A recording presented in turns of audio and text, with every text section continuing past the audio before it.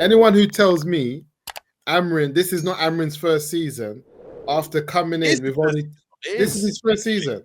Yeah, because he came in with more than 2/3 of the season that was left.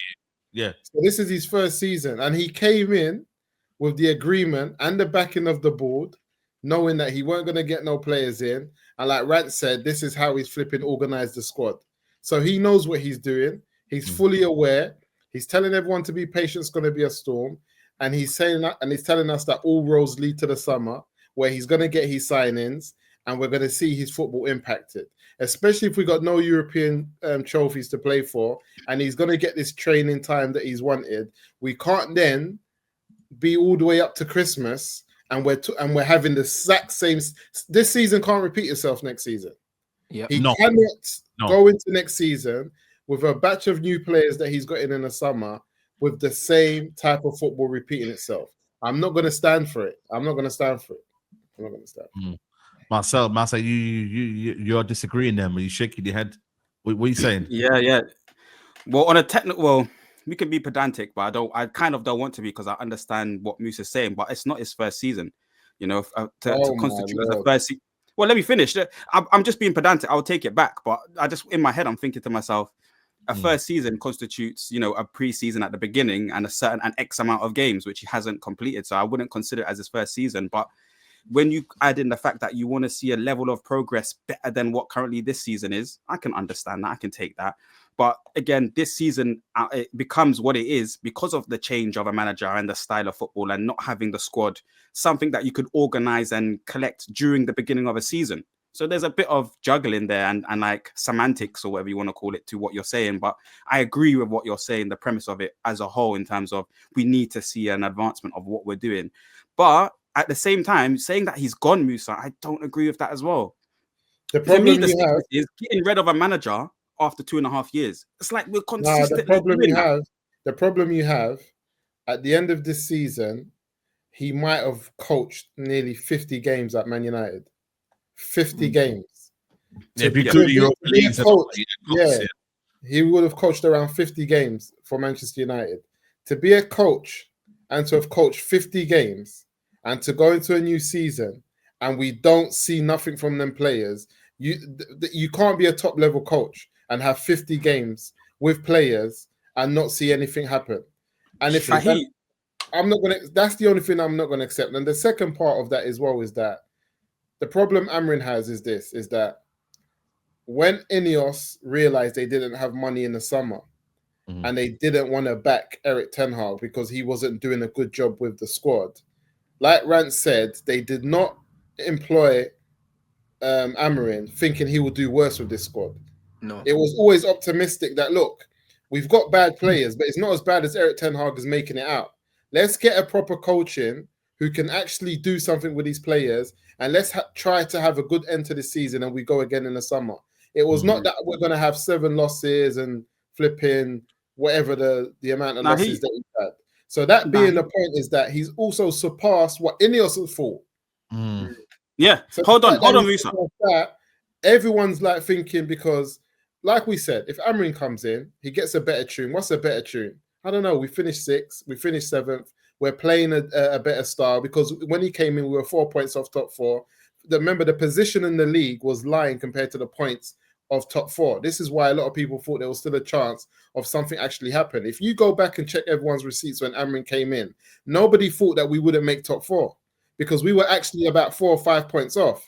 And everybody believed with a better coach, he would be able to win a game or two and claw it up. So we weren't, as a fan base, we weren't worried that we were sitting 9th or 10th when Amorim came in. I weren't worried, because everyone kept on looking at it and saying, "Oh, we're only 4 points off the top 4." So nobody was really worried.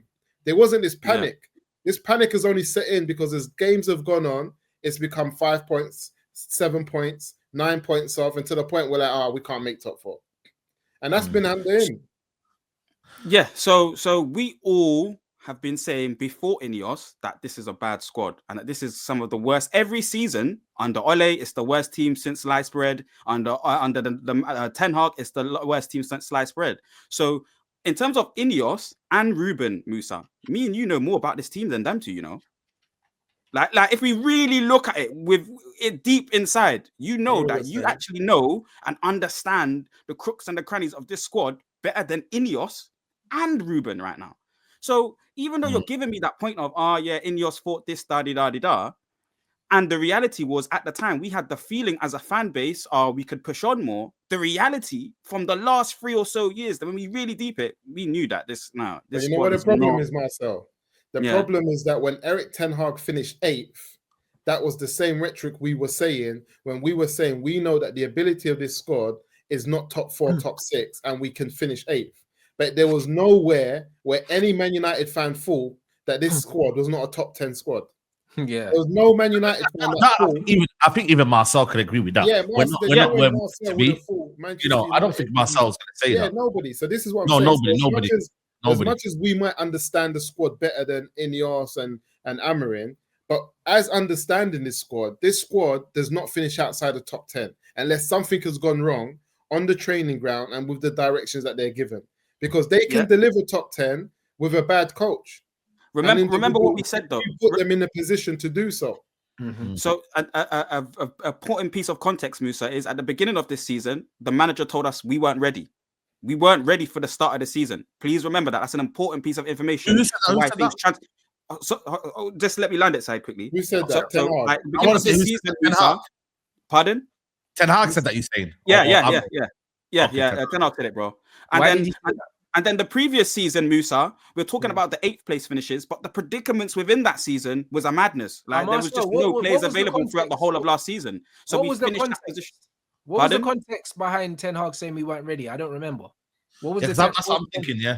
Injuries. We had no recognized striker to start with, I believe. The first game of the season, no recognized striker. Similar predicament, by the way, Rants, to the first season, to the season before that Musa just mentioned about 8th place finish. Same thing, no recognized striker at the start of the season. Multiple injuries as well, just across the board, Rants. Just other injuries as well, but especially in the forward line. Signings, I don't think had been completed fully in its entirety at that point.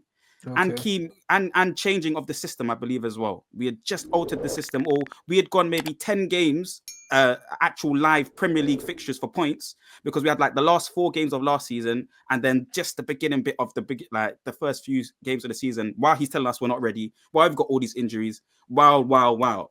So it's like one point that was made though, there, Marcel, was that if Eric Ten Hag has stayed on, he doesn't finish outside the top 10. And I heard that, believe.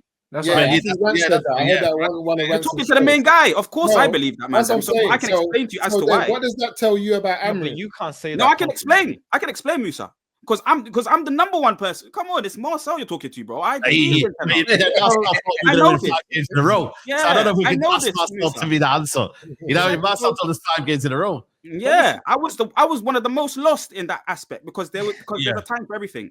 At the end of the day, I support the club most. So when it's his time to go, he needs to get chopped. At the end of the day, he was doing outrageous. But I do feel he would have gone further with the squad because he knows the squad a little bit better than Ruben.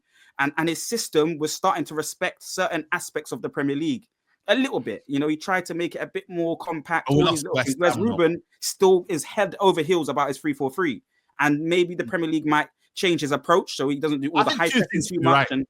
Yeah, but Marcel, remember Glasner's playing a 3-4-3 as well, yeah, and he's playing it better than us. So it's not the Premier League; it's the way the manager interprets this 3-4-3. Yeah, like I was saying, the approach. Yeah, so but I think how long has Glasner been in here? Because Ruben's just got here, so maybe his approach adjusts as he gets longer in the Prem. He's not going to adjust his approach though. Like he's pretty much. He said he said literally, if I change the way I want to play, then I've failed pretty much. I failed, yeah. That's not a bad thing though, Rance. Let's get him the footballers that can do it then. You know, Jurgen Klopp didn't have the footballers that could do it, and then the heavy metal football, they purchased heavy metal footballers, and then heavy metal football transpired. But they were still scoring goals. They were still scoring goals. They were losing games 4-3 and that. Like, we're not scoring. We're not even getting shots on target. That's the problem. Because if we were like Angers Tottenham, we would just accept it. It's our first season. We're scoring a lot of goals. Like we're losing a lot. Yeah, we're losing 5-3. You know, we're putting the ball in the back of the net. We can see what he's trying to do. Once he shores it up, we'll stop conceding. But we went from an actually solid defensive side when this guy found us and not conceding a lot of goals to just conceding even more goals than before. Mm. And he's playing a back five. I think his record is he's conceded the same amount than we've scored, I think, as well. Let me just check his record. In a back five. Something is going wrong to the point where something's going wrong with Amorim. That no one's doubting that Amorim is a good coach and can play a good style of football. No one's doubting that. But what everyone is doubting is that has he been naive in his approach to what he's agreed to, first and foremost? You cannot agree to a free window in the Premier League. Who the heck do you think you are? That's like handicapping yourself at Manchester United in the Premier League, one of the biggest flipping clubs in the world, most talked about everything. You come and sign a contract and say, guess what? I won't have a preseason. I'll let 10 games go past, and I won't have no one in a flipping Christmas window, whatever. And I'll wait till the end of the season and I'll get the job done. Who the heck is his record? His record is 10 wins, 2 draws. He conceded more than he scored, bro. And this, oh my days, that's ugly. Yeah, 11 losses. Sorry, 8 losses, 30 goals conceded, scored 32 goals conceded. That is alarming, though. In 10 games, sorry, in bro, how many games? That's haram, bro. Listen, like under Van Gaal, we had a back five, and man were getting mad at us because we weren't conceding, blood. It was 0-0 Man United. 20 games. Bro, yes, first 20 games. This is bad. This is alarming. This is alarming. 32 goals in 20 games, brother. I still think he'll win the Premier League. And I'm here as a man. I'm here talking to someone who supports him and was worried for him. Yeah. You know, like a man's going to a fight and you're saying, brother, take a bottle at least. Take a bottle. Take something a minute. Yeah, take something. Don't go there with nothing. Don't go empty-handed. We're averaging 1.5 goals conceded a game, you know. Considering he's supposed to be a defensive manager with a back three and be able to lock it up, he's done the opposite. This can't be him, though, man. I'm telling you, man. I refuse to believe this is the manager we can. Because, like I said to you, again, it's Sporting Lisbon, yeah. But in Sporting Lisbon, yeah, and I know it's a different league, and I know it's whatever. 231 matches, 165 wins, 33 losses, and 33 draws. That was his record at Sporting Lisbon. Played against Porto and Benfica, remember? So we're not talking about no dead, teams and whatnot. You know what I mean? And he's won his first title in 17, 18 years. So, like, we've seen his ability in the Champions League. We've seen his ability in Europe. Like, it's not known. It's just, again, Premier League, though, it's a tough league, guys, man. I feel like if Ruben he's on a probation period anyways until the summer. Everyone is, to be fair. Everyone, of course. If he doesn't turn it around and put some decent wins together, whether I have written off the season or not doesn't matter. Fans and pressure and media, the pylon will just continue to grow and grow, right? And his job, he said it himself, his job is he's fighting for his job, isn't he? I think he said something like that along those lines in the presser. And if he doesn't win the Europa, I'm not even saying go to the. He has to win it, really and truly. If he wants the big name signings and if he wants the money to be invested back into the club, considering Ineos are not penny pinchers, but they're shrewd business. They seem like they do shrewd business. They don't like doing expensive, mad business. They're cutting jobs, left, right, and center. If he wants any sort of money in the summer, he has to give the club something to say that, okay, we can now trust you based on the fact you gave us a final in the FA Cup or a final in the Europa League or a win in a trophy. If he doesn't do that, I'll be honest, I think football fans as a general, we need to start having a deep look at ourselves. Because you cannot tell me, we got Eric Ten Hag wrong. We got Amorim wrong. Bro, after this, I might as well start looking at in-house. Like, is there anyone in the Premier League, There is. But man should have looked there anyway. Man should have really looked there. Anyway. Yeah, that's hindsight is a mad thing. Reflection is a mad thing. But I'm starting to think, that guy from Bournemouth, the guy from Palace. I also will be still complaining, and there'll be a lot of fan base still complaining. Iriola, but Saeed, I don't think so. So my bigger point is when we don't see it in its fruition straight away, and we're not. I don't think we have these teething problems if we get. He had them. He had them at Bournemouth. But the point is, bro, when he was going into Bournemouth didn't have a better squad than he would have inherited at Man United. And they recruited well. And also, not only does he understand the players he has at Bournemouth, but he understands the league. Do you know what I'm saying? So he's already got that education. The same with Thomas Frank as well. He didn't inherit Brentford with the players he has now. He didn't. The same with De Zerbi didn't inherit the Brighton. What about the Wolves manager he has now? What about the Wolves? Same with Nuno, bro. Look at Nuno second time round now, bro. It didn't work at Spurs. Look what Nuno's doing now at Nottingham Forest.